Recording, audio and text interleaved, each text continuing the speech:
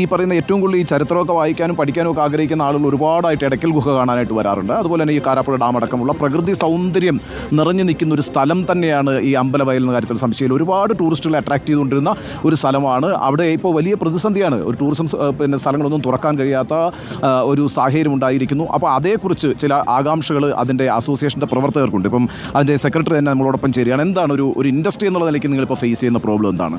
ഇപ്പോൾ നിരവധി ടൂറിസം കേന്ദ്രങ്ങൾ അടഞ്ഞു കിടക്കുകയാണ്. അതിനുമായി ബന്ധപ്പെട്ട് ഒരുപാട് ടൂറിസ്റ്റുകൾ വയനാട്ടിലേക്ക് വരാതിരിക്കുന്നുണ്ട്. പിന്നെ വയനാട് മൊത്തത്തിൽ തകർന്നു എന്ന പ്രചരണം ഉണ്ടായത് ഭാഗമായി വയനാട്ടിലേക്ക് ആളുകൾ വരുന്നതിന് കുറച്ച് വിമുഖത കാണിക്കുന്നുണ്ട്. ഇപ്പോൾ ഒരു ടൂറിസ്റ്റുകൾ വയനാട്ടിലേക്ക് വരുന്ന സമയത്ത് ആ വീട്ടിൽ നിന്ന് തന്നെ മുടക്കുന്നു എന്നുള്ള തരത്തിലൊക്കെ വന്നിട്ടുണ്ട്.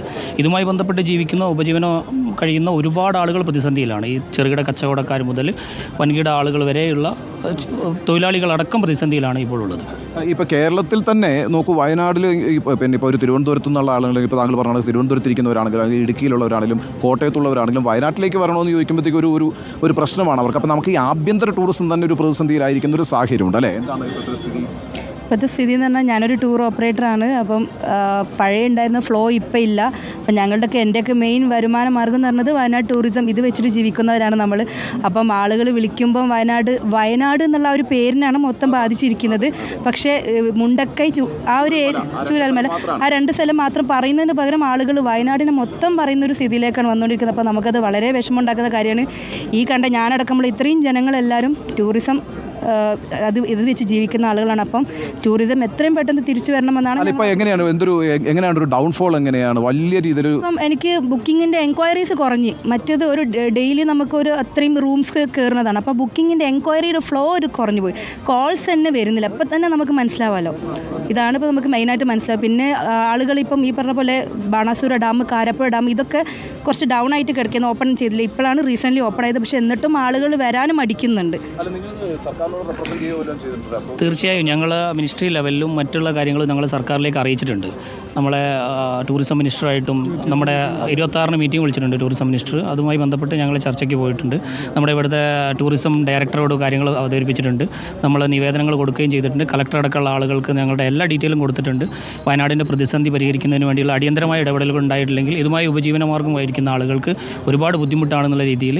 കൂടാതെ ചൂരൽമല ദുരന്തത്തിൽപ്പെട്ട ആളുകൾക്ക് ടൂറിസവുമായി നടക്കുന്ന പ്രോപ്പർട്ടികളിൽ വയനാട്ടിലെ റിസോർട്ടുകൾ, ഹോട്ടലുകളിലൊക്കെ ചൂരൽമല ദുരന്തത്തിൽപ്പെട്ട ആളുകൾക്ക് ഞങ്ങൾ ജോലി നൽകാൻ തയ്യാറാണെന്നുള്ള കാര്യങ്ങളും അറിയിച്ചിട്ടുണ്ട്. അത് സാറ് ചാനലിൽ കൂടെ അറിയിക്കുകയാണെങ്കിൽ അവിടെ ഒരുപാട് ആളുകൾ ജോലിയില്ലാതെ ബുദ്ധിമുട്ടുന്നുണ്ട്.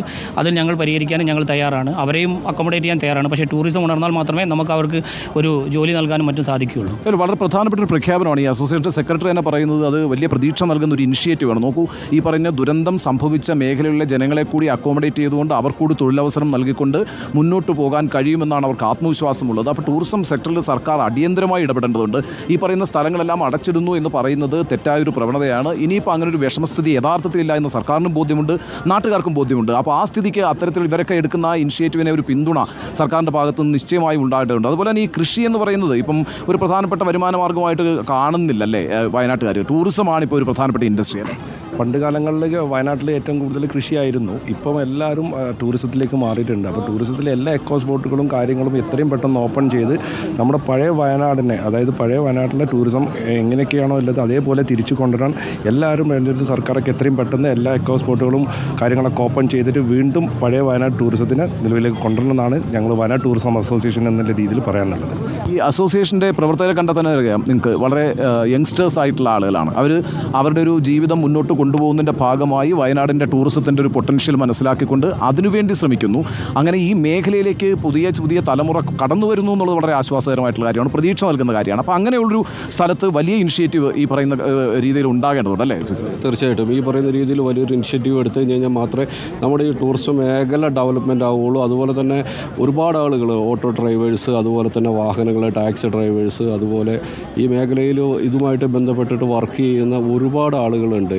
നമ്മുടെ വ്യാപാരി വ്യവസായി മെയിനായിട്ട് പല രീതിയിലുള്ള കച്ചവടക്കാർ, അതുപോലെ ബിൽഡിംഗ് മെറ്റീരിയൽ സപ്ലൈ ചെയ്യുന്നവർ, കോൺട്രാക്ടേഴ്സ്, അങ്ങനെ ഒരുപാട് ആളുകളുണ്ട്. അവരുടെ എല്ലാം ജീവിതമാർഗ്ഗം ശരിക്ക് ഈ ഒരു ദുരന്തത്തോട് കൂടിയിട്ട് മുട്ടിപ്പോയി എന്ന് തന്നെ നമുക്ക് പറയാൻ പറ്റും. പക്ഷേ എന്താ പറയുക, ഒരു ചെറിയ ഏരിയയിലുണ്ടായ ഒരു സംവിധാനം വയനാട് എന്ന് പറഞ്ഞ് പ്രചരിപ്പിച്ച് അതൊരു മൊത്തം വലിയൊരു സംവിധാനമായി വയനാട്ടിലെ എല്ലാവരുടെയും ജീവിത സാഹചര്യം മുട്ടിപ്പോയ ഒരു അവസ്ഥയിലേക്ക് എത്തി. അത് എത്രയും പെട്ടെന്ന് പരിഗണിച്ച് ആളുകൾ പെട്ടെന്ന് ടൂറിസത്തിലേക്ക് ഡെവലപ്പായി കയറി വരേണ്ട ഒരു അത്യന്താപേക്ഷിതമായ അടിയന്തര സാഹചര്യം ഇപ്പോൾ ഇവിടെ എത്തിച്ചേർന്നിരിക്കുകയാണ്. അതാണ് സംവിധാനം.